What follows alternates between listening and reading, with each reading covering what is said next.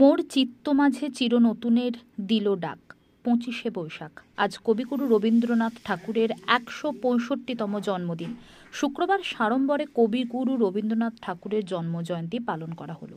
চাঁচল মহকুমা প্রশাসন ও মহকুমা তথ্য সংস্কৃতি বিভাগের তরফে দিনটি উদযাপন করা হয়। এদিন চাঁচল মহকুমা শাসকের দপ্তরের কনফারেন্স হলে রবীন্দ্র জয়ন্তী অনুষ্ঠানের আয়োজন করা হয়। উদ্বোধনী সঙ্গীত ও নৃত্যের মধ্য দিয়ে অনুষ্ঠানের শুভ সূচনা করা হয়। উপস্থিত ছিলেন চাঁচলের মহকুমা শাসক সৌভিক মুখোপাধ্যায়, ডেপুটি ম্যাজিস্ট্রেট অভিজিৎ পাণ্ডে ও চাঁচল মহকুমা তথ্য সংস্কৃতি বিভাগের আধিকারিক তনুশ্রী মাঝি সহ অন্যান্যরা।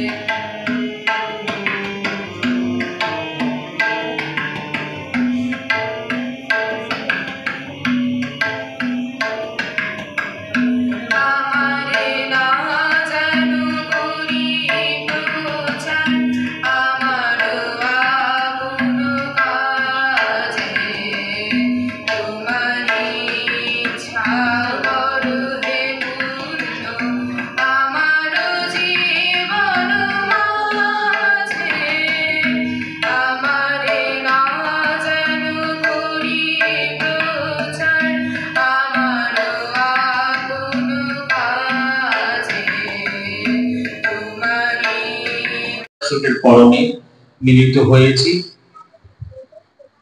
আপনারা যারা রবীন্দ্রনাথকে শ্রদ্ধা জ্ঞাপন করে আজকে এখানে উপস্থিত হয়েছেন তাদেরকে অসংখ্য ধন্যবাদ। খুব সুন্দরভাবে এখানে সঙ্গীত পরিবেশিত হয়েছে, নৃত্য পরিবেশন করেছেন আমাদের ছোট ছোট বোনেরা, গান গাইলেন। এক্ষুনি আমাদের এখানে যে আদিবাসী হোস্টেল আছে সে আদিবাসী হোস্টেলের ছোট ছোট বোনেরা সুন্দরভাবে একটি কবিতা পরিবেশন করলেন। আমার এক ছোট ভাই এবং আমাদের এসডিআইসিও ম্যাডাম, সবাইকে ধন্যবাদ। ছোট্ট যে দুটো কথা আমি বলতে চাই খুব সংক্ষিপ্ত ভাবে, কারণ আজকে যার জন্মদিন তিনি আর যাই হোক তিনি হচ্ছেন আমাদের অতি কাছের, আমাদের গর্বের। তিনি আমাদের কবিগুরু রবীন্দ্রনাথ। মুছে যাক গ্লানি, ঘুচে যাক জরা, অগ্নি স্নানে সূচি হোক ধরা।